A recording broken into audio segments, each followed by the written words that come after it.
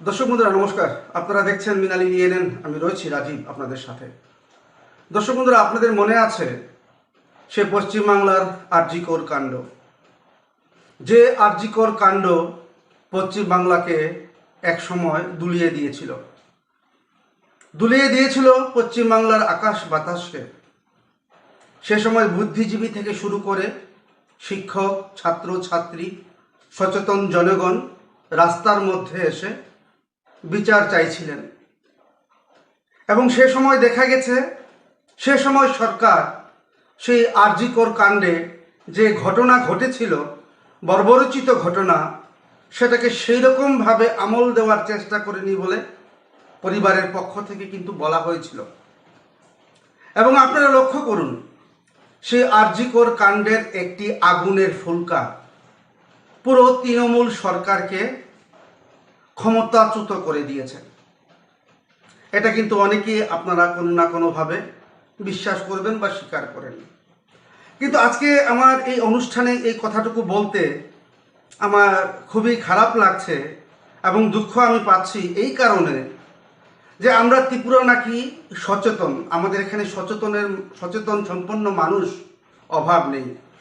বিভিন্ন বিতর্ক নিয়ে অনেকে রাস্তাঘাট ময়দান আপনারা গরম করে থাকেন, কিন্তু আজকে আমরা প্রত্যক্ষ করতে পারলাম রাজ্যের রাজধানী আগরতলা এমন ধরনের কোনো প্রতিবাদ জনসাধারণের পক্ষ থেকে আমরা কিন্তু লক্ষ্য করতে পারিনি। দর্শক বন্ধুরা, আজকের সময়ে কিন্তু সঠিক সময়ে যেখানে একটা মোমবাতি প্রজ্বলন করে আগরতলাস্থিত শান্তিনিকেতন মেডিকেল কলেজের বিরুদ্ধে একটা প্রতিবাদ বা একটা দাবি আমরা কিন্তু রাজ্যের যারা আপামর জনগণ, বিশেষ করে রাজধানীবাসী, আমরা কিন্তু দেখাতে পারতাম।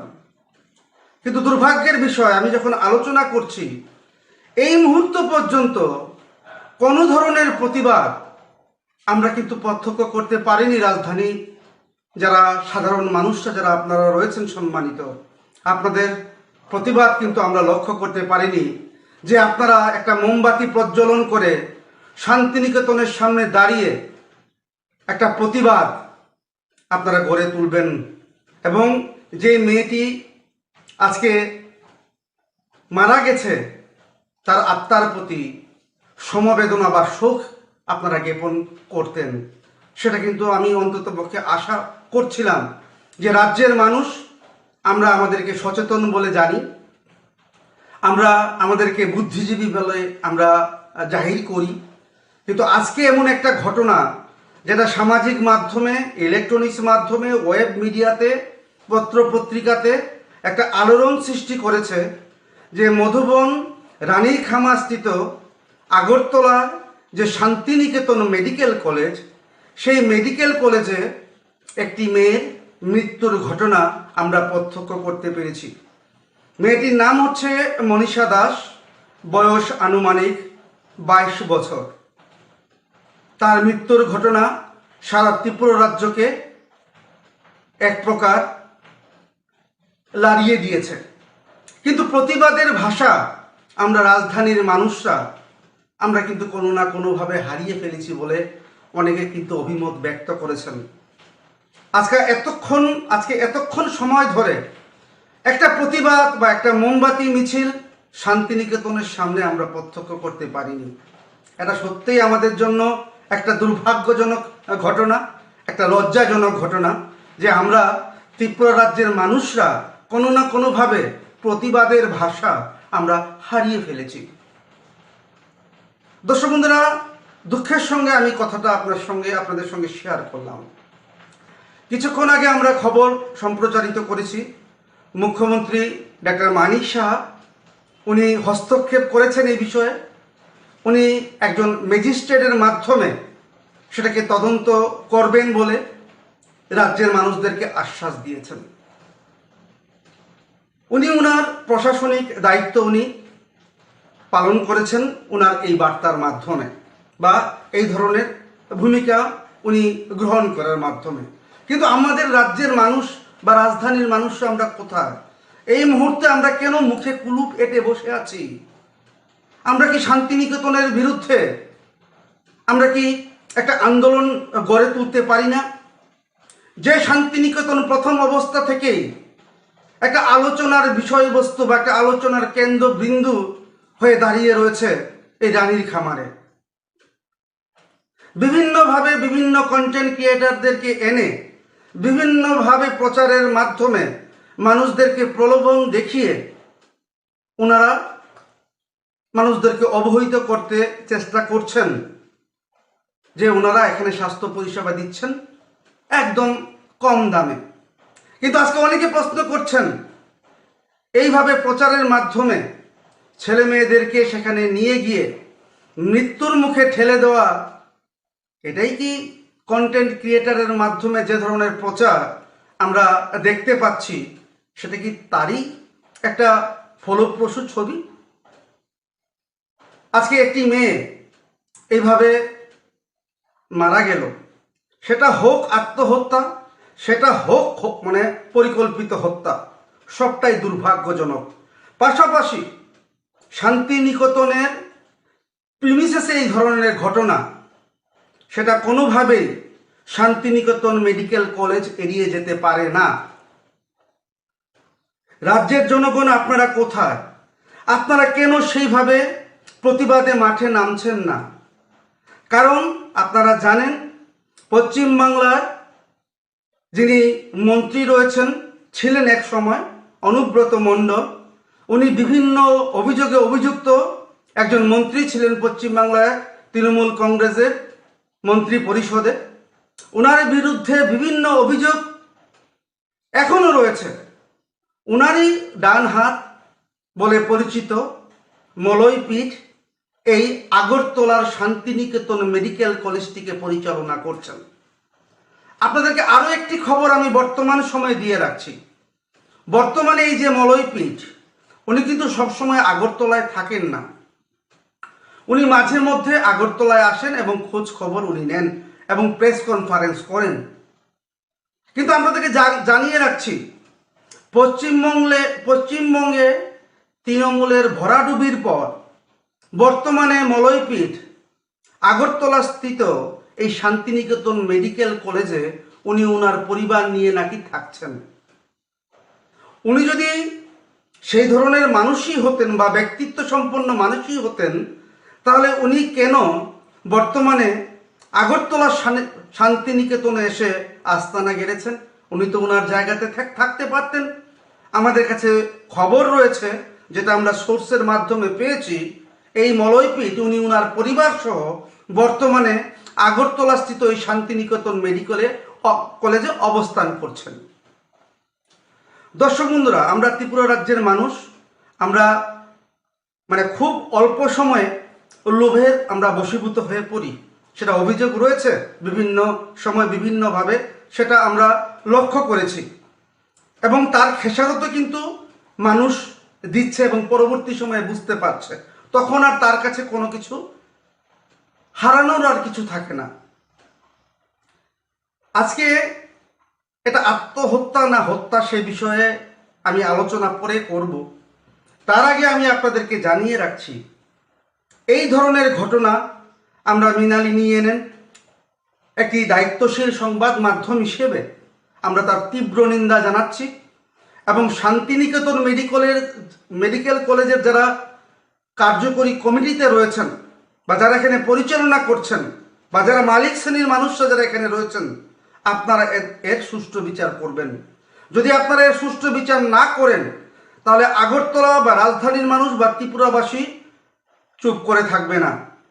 আরজিকর মেডিকেল কলেজ, আমি যেটা বললাম, আরজিকর মেডিকেল কলেজের ঘটনা একটা ছোট্ট একটি উল্কা পশ্চিমবাংলার তৃণমূল কংগ্রেসকে 15 বছরের একটি সরকারকে ফেলে দিয়েছে। আজকে ত্রিপুরা রাজ্যের এই ধরনের ঘটনা, আরজিকরের মতন ঘটনা কি আমাদের এখানে পুনরাবৃত্তি হচ্ছে, সেটা জানতে চাইছে বা বুঝতে চাইছেন রাজ্যের আপামর জনগণ। আজকে মনীষা সাহা এই পৃথিবীতে নেই। সে কি আত্মহত্যা করেছে নাকি তাকে হত্যা করা হয়েছে, তার কয়েকটি লিঙ্ক আমি আপনাদের সামনে তুলে ধরছি। দর্শক বন্ধুরা, আজকে অবাক লাগলো, স্থানীয় আমতলী থানার যিনি এসডিপিও, উনি হুট করে আজকে একটা প্রেস কনফারেন্স করলেন। আমতলী থানার অনেকগুলো অ্যাচিভমেন্ট আমতলী থানা কাজ করে, সেটা আর বলার অপেক্ষা রাখছে না। বর্তমানে যিনি দায়িত্বপ্রাপ্ত আধিকারিক রয়েছেন উনি কাজ করছেন। অনেক গাঁজা ধরা হচ্ছে, অনেক অপরাধীদেরকে ধরা হচ্ছে, সেই সময় কিন্তু এসডিপিওকে দেখা যায় না। আজকে হঠাৎ করে উনি তড়িঘড়ি একটা প্রেস কনফারেন্স করলেন। অনেকে অভিযোগ করছেন ওনার এই প্রেস কনফারেন্সের মাধ্যমে একটা বিষয় স্পষ্ট যে পুলিশ একটু অ্যাডভান্স ভূমিকায় বর্তমানে রয়েছে। এখন আপনারা বলবেন যে অ্যাডভান্স ভূমিকা বলতে কি বোঝাচ্ছেন রাজীব দা? আজকে এসডিপিও মহোদয়া উনি যখন বলেছেন যে প্রিলিমিনারি স্টেজে পুলিশ বুঝতে পারছে এটা একটা সুইসাইডের ঘটনা হয়ে থাকতে পারে, যেটা এসডিপিও বলেছেন। একজন পুলিশ আধিকারিক উনি কি করে পিএম রিপোর্ট হাতে পাওয়ার আগে এই ধরনের চিন্তা ভাবনা উনি করতে পারেন? উনার কি সেই রাইট আইন উনাকে দিয়েছে? উনি সাংবাদিকদের যে বললেন যে প্রাথমিক অবস্থায় যে ধরনের আমরা লক্ষ্য করতে পারছি পুলিশ সেটাতে ভাবছে সেটা কোনো না কোনোভাবে সুইসাইড হতে পারে। কিন্তু রাজ্যের মানুষ প্রশ্ন করছেন এসডিপিও মহোদয়াকে, আপনাকে তো দেখা যায় না, 3-4 মাস ধরে আপনাকে দেখছেই না সংবাদ মাধ্যম বা রাজ্যের মানুষ, হঠাৎ করে হুট করে এসে আপনি কিভাবে সাংবাদিক সম্মেলন করছেন এবং এই সিদ্ধান্তে আপনি উপনীত হয়ে যাচ্ছেন যে এটা একটা সুইসাইড, এটা তো হত্যাও হতে পারে। আপনি তো হত্যা সম্বন্ধে কোনো কিছুই বললেন না। আমি ধরে নিলাম সেটা সুইসাইড আপনি যেটা বললেন, কিন্তু হত্যা সম্বন্ধেও তো আপনি কিছু বলতে পারতেন, কিন্তু আপনি বলেননি। প্রশ্ন চিহ্নের মধ্যে দাঁড়িয়ে রয়েছে আপনার এই প্রেস কনফারেন্স, যেটা রাজ্যের মানুষ অভিযোগ করছেন। দর্শক বন্ধুরা, আপনাদেরকে জানিয়ে রাখছি, গতকাল রাত্রিবেলা এই ধরনের ঘটনা সংঘটিত হয়েছে। আমাদের সোর্সের মাধ্যমে আমরা খবর পেয়েছি যে 10টা থেকে 10:30টার মধ্যে হয়তোবা মনীষা হ্যাং হয়েছে। একটি সিলিং ফ্যানের মধ্যে তাকে হ্যাঙ্গিং অবস্থায় পাওয়া যায়। সেটা ঘটেছে কয়টায়? 10টা থেকে 10:30টায়। এইচডিপিও একবারের জন্য বলেননি এই টাইমটুকু, মেনে নিলাম। পরবর্তী সময়ে এসডিপিও মহোদয়া বলেছেন আমরা 1টার সময় খবর পাই। ঘটনা যদি 10টা থেকে 10:30টার মধ্যে হয়ে থাকে, আপনাদের কাছে 1টার সময় কিভাবে খবর যায়? তাহলে শান্তিনিকেতনের পরিচালন কমিটি কোথায় রয়েছে? ওনারা কি রাত্রিবেলায় ঘুমিয়ে রয়েছেন? নাইট ডিউটি করেন না ওনারা? সেটা কিন্তু একটা প্রশ্ন এসডিপিও মহোদয়ের কাছে। পরবর্তী সময়ে 1টার সময় উনি খবর পেয়েছেন বলে জানিয়েছেন এবং আমতলী থানার ভারপ্রাপ্ত আধিকারিক, একজন জুডিশিয়ারি ম্যাজিস্ট্রেট এবং ফরেন্সিক এবং ডগ স্কোয়াড নিয়ে নাকি পিওতে পুলিশ গেছে, তথা প্লেস অফ অকারেন্সে পুলিশ সেখানে উপস্থিত হয়েছে। কিন্তু এসডিপিও মহোদয় এটা জানালেন না যে যারা গার্জিয়ান রয়েছে, মনীষার যারা মা বাবা যারা রয়েছেন বা আত্মীয় পরিজনরা রয়েছেন, বেশি দূরত্ব নেই, 10 মিনিট লাগবে পায়ে হেঁটে মনীষার বাড়ি থেকে এই শান্তিনিকেতন মেডিকেল কলেজ, আর বাইক দিয়ে গেলে 3 মিনিটও লাগে না। সে জায়গায় রাত্রি 2টোর সময় পরিবারের লোকেরা নাকি খবর পেয়েছে। 10টা থেকে 10:30টার মধ্যে যদি ঘটনা ঘটে থাকে, সেই জায়গায় রাত্রি 2টোর সময় পরিবারের লোকেরা খবর পেয়েছে। এতটা সময়, 10টা 10:30টার সময় যদি ঘটনা ঘটে থাকে, আপনারা যদি 1টার সময় খবর পেয়ে থাকেন এবং 2টোর সময় পরিবারের লোকেরা খবর পেয়ে থাকেন, এতটা সময় কি করে এখানে এইভাবে অতিবাহিত হলো? এর পেছনে কি রহস্য রয়েছে? আরও একটি ঘটনা দর্শক বন্ধুরা আমাকে অবাক করেছে, সেটা হচ্ছে পুলিশ মহোদয়া এসডিপিও উনি বলেছেন যে সিমটম দেখে প্লেস অফ অকারেন্সে ওনারা ভাবছেন যে সেটা সুইসাইড। কেন? যে যারা দরজা ভেঙে ঢুকেছে ভেতরে, তারা দরজা ভেঙে ভেতরে ঢোকার কারণে সেটা ভেতর থেকে আটকানো ছিল, তাই সেটা সুইসাইডের মতন ঘটনা। কারণ যে সুইসাইড করে সে দরজা খিলি দিয়ে রাখে এবং যারা সেখানে গিয়ে ঢুকেছে তারা দরজা ভেঙে ঢুকেছে। এখন প্রশ্ন হচ্ছে, এত বড় একটা হসপিটাল, শিক্ষিত লোকের সেখানে এই হোস্টেলে থাকার কথা, সেই জায়গায় পুলিশ মহোদয়া কি একবারের জন্য প্রশ্ন করতে পারলেন না শান্তিনিকেতন মেডিকেল কলেজের যারা কর্তৃপক্ষ রয়েছে যে আমাদেরকে উপস্থিত না রেখে আপনারা কি কারণে দরজা ভাঙলেন? এমনও তো হতে পারে এর মধ্যে একটা ম্যানিপুলেট হয়ে গেছে, দরজা হয়তোবা ভেতর থেকে খোলাই ছিল, হতেও পারে। আপনি যেহেতু বলছেন যে ভেতর থেকে সিটকানি আটকানো ছিল, আপনিও সেটা নিজে চোখে দেখেননি, পুলিশের চোখে সেটা পড়েনি, পুলিশ গিয়ে দেখেছে দরজা ভাঙা। তো এমনও তো হতে পারে যে দরজা ভেতর দিয়ে খোলাই ছিল, পুলিশকে না জানিয়ে ওনারা দরজা খুলে ভেতরে গিয়ে দেখেন যে মনীষা ঝুলে আছে একটা সিলিং ফ্যানে। প্রশ্ন কিন্তু ঘুরপাক খাচ্ছে। আরও একটি বিষয় এখানে আপনাদের সঙ্গে আলোচনা করতে হচ্ছে। আমাদের কাছে যে তথ্যভিজ্ঞ মহল রয়েছে ওনাদের কাছ থেকে আমরা খবর পেয়েছি মনীষার একটি বয়ফ্রেন্ড ছিল, পারিবারিক যে একটা মানে অবস্থা বর্তমানে সময় ছিল যে মেয়ের বাড়ি এবং ছেলের বাড়ির মধ্যে এখনও সেটা একটা জায়গায় উপনীত হতে পারেনি। এবং আমাদের কাছে সোর্সে খবর রয়েছে যে মৃত্যুর আগ মুহূর্তে মনীষা নাকি তার বয়ফ্রেন্ডকে ফোন করেছে। তার প্রমাণ হিসেবে আমি আপনাদেরকে বলছি, মনীষার যে বয়ফ্রেন্ড সে রাত্রিবেলায় 11টার সময়, কিন্তু গতকালকে রাত্রিবেলা 11টার সময় শান্তিনিকেতন মেডিকেল কলেজে আসে এবং সে সিকিউরিটি যারা ছিলেন তাদেরকে বলছিলেন যে আপনারা দরজাটা খুলুন, মনীষা এখনই সুইসাইড করবে। কিন্তু তাকে বা তার কথা শান্তিনিকেতন মেডিকেল কলেজের যারা সিকিউরিটি গার্ডরা যারা ছিলেন তারা কর্ণপাত করেননি এবং 2 ঘন্টা তাকে বসিয়ে রাখা হয়। একটা হ্যাঙ্গিং কেস 3 থেকে 5 মিনিট সময় লাগে সেটা শেষ হতে, কিন্তু শান্তিনিকেতন মেডিকেল কলেজের যারা সিকিউরিটিরা যারা ছিলেন তারা কেন সে সময় দরজাটা খুললেন না, সেটা কিন্তু একটা বড় প্রশ্ন। এবং দেখা গেছে যে ছেলেটি পুলিশকে এসে বলেছে তাকে বর্তমান সময়ে পুলিশ হেফাজতে রাখা হয়েছে, সেও কিন্তু সন্দেহের বাইরে নয় বর্তমান সময়ে।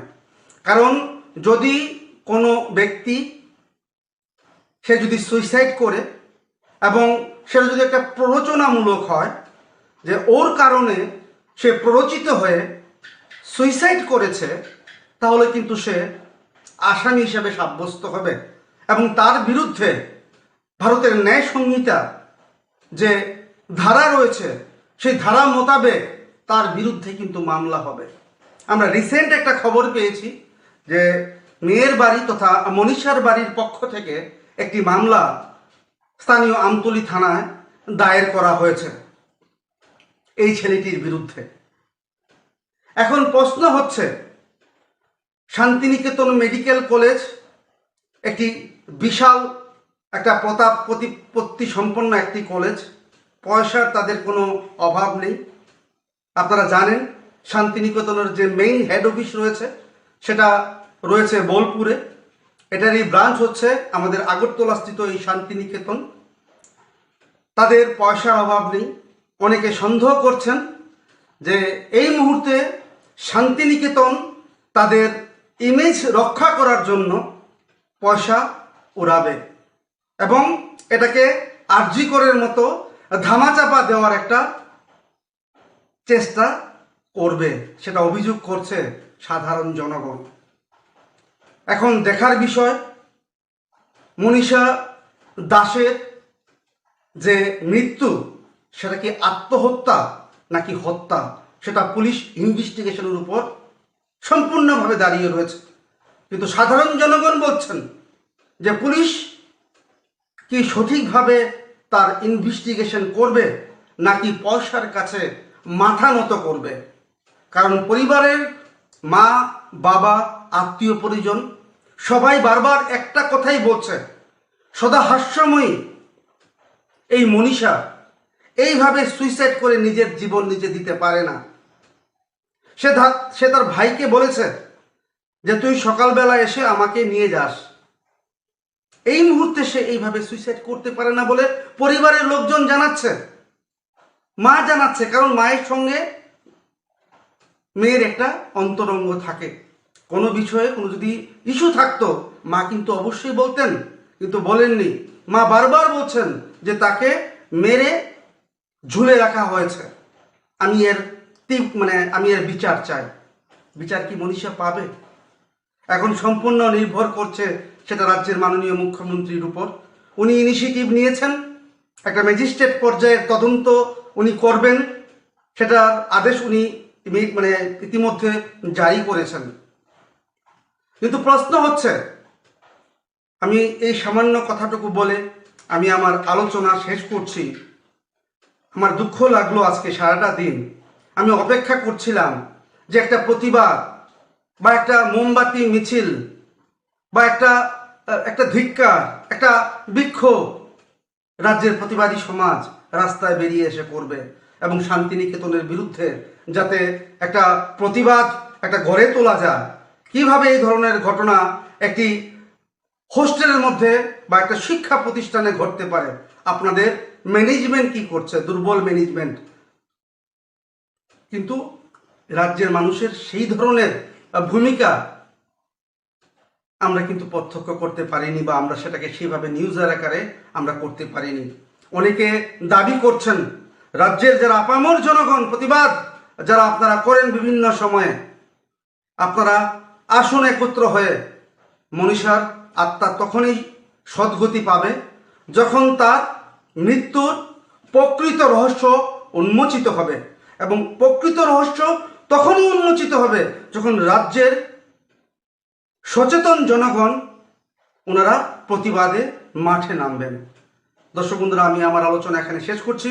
পরবর্তী সময়ে মনীষা সাহা নিয়ে যদি কোনো ধরনের কোনো খবর আমাদের কাছে আসে অবশ্যই আমরা আপনাদের কাছে নিয়ে আসব এবং এই বিষয় নিয়ে অবশ্যই আলোচনা করব। দর্শক বন্ধুরা, আজকে আমার এই আলোচনা আমি এখানে শেষ করছি, কিন্তু দেখতে থাকবেন অবশ্যই মৃণালিনী এনএন। নমস্কার।